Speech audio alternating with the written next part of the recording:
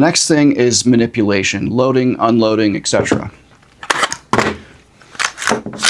So here we are talking about loading. So we're going to act under the assumption that this rifle is unloaded and I need to load it for the first time.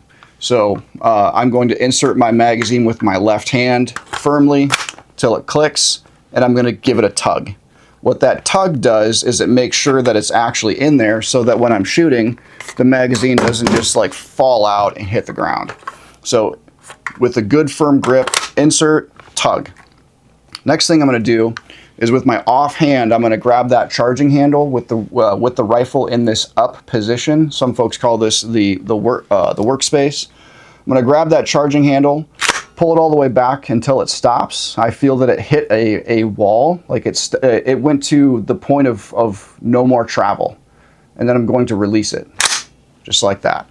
That has primed the system.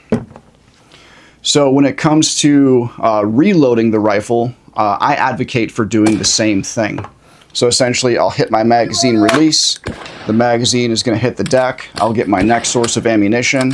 I'm going to insert, tug, and then rack the charging handle. Now, I like to do that method whether the bolt is locked to the rear and the magazine is completely empty, or if I'm making like what one might call a tactical reload or just topping off. I'll do that same thing because that is easier for my body to do under stress, and I need to put less cognitive thought into the manipulation. Because in any sort of fight, whether it's a gunfight, fist fight, whatever, in any sort of fight, you need to dedicate a meaningful amount of cognitive thought to what is going on in that environment. And essentially doing the fighting thing, like that really needs to take care of itself. It needs to be muscle memory based on experience doing this. So what I like to do is I like to make sure that my muscle memory is as simplified as possible to where I really don't have to input really any sort of cognitive thought into how I'm doing that part, because I want all of my cognitive thought to be devoted to the environment. You know, what is going on in my environment? Are there innocent bystanders that might be harmed by my actions? Are means, opportunity, and jeopardy all present when I'm deciding to use deadly force so that it is a legally justified shoot? All of these things. You know, where is the closest law enforcement? Like, what is going to be their response time? Is there anyone around that might be able to help me? As you can imagine, there are so many things going on in that environment. I want to make sure that all of my cognitive thought is on the world around me, and I want my body to just know how to do this stuff, okay? That's why I don't like to do the emergency reload and then a tactical reload, and then there's the Saturday night reload, and I'm making stuff up now just to be facetious, but you understand my point. I like to do the same thing every time when it comes to loading and reloading this rifle. The next thing we'll talk about is presentation, and within that there's kind of a note of like your muzzle follows your eyes. So if I'm in an active environment where I reasonably believe that, you know, there's something dangerous going on, I like to have the rifle in this kind of like ready position. I like to have it up, not down.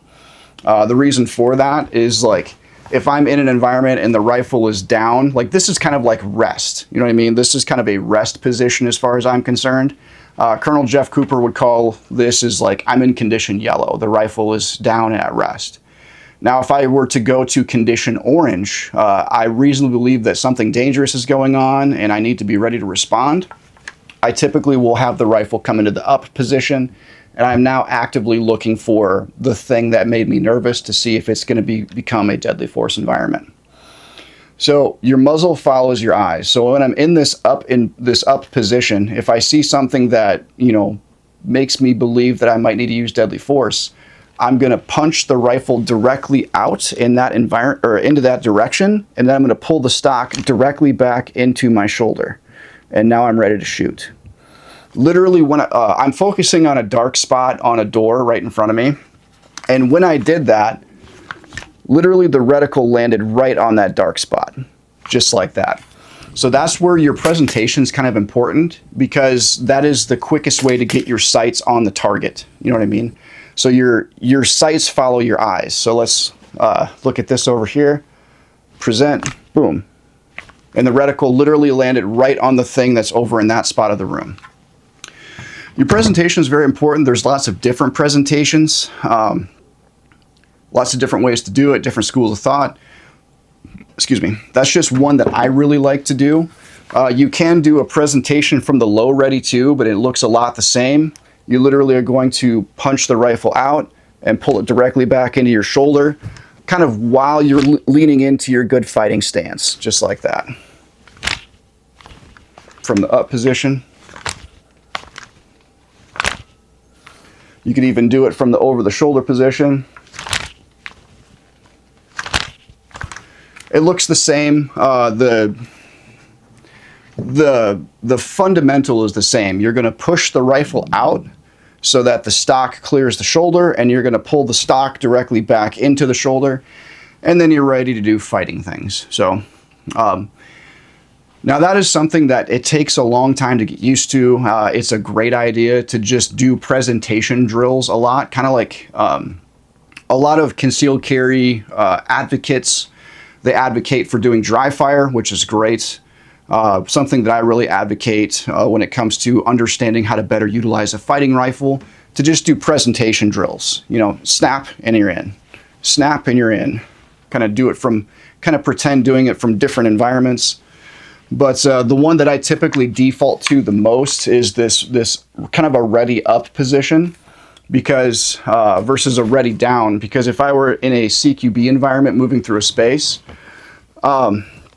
if I were to bring the rifle up to try and get on target, it can very easily be grabbed, and people can use gravity to hold it down, because people and human bodies weigh a lot. They can just grab it and put weight on it and push it down.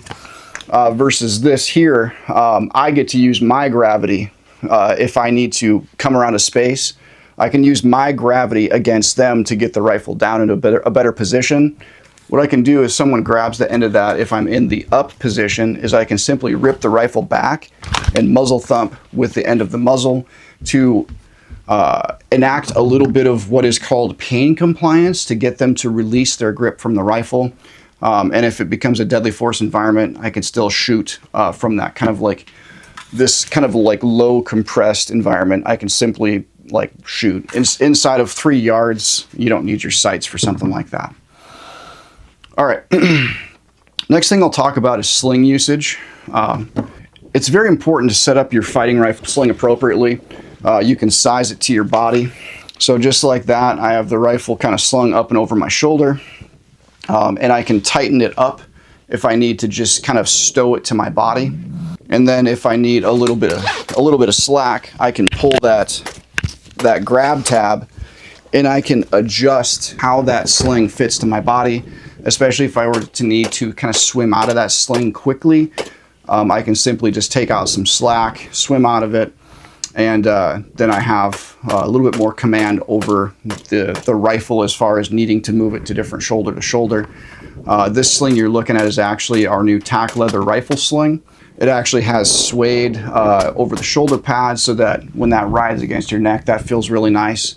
And then the grab tab and then the rapid adjust slider are actually all made out of leather. Feels nice in your hand. It's very grippy, but it's also not plastic and not prone to crack and break, and then your sling falls apart and your rifle hits the deck. So that covers manipulation. There's a whole lot more I could really get into with the manipulation, but the big things are loading and unloading, learning how to do that reliably, and then presentation of the rifle, doing that in a consistent way, and learning how to more consistently mount the rifle in a manner that orients the rifle in the direction that you want the sights to be aligned.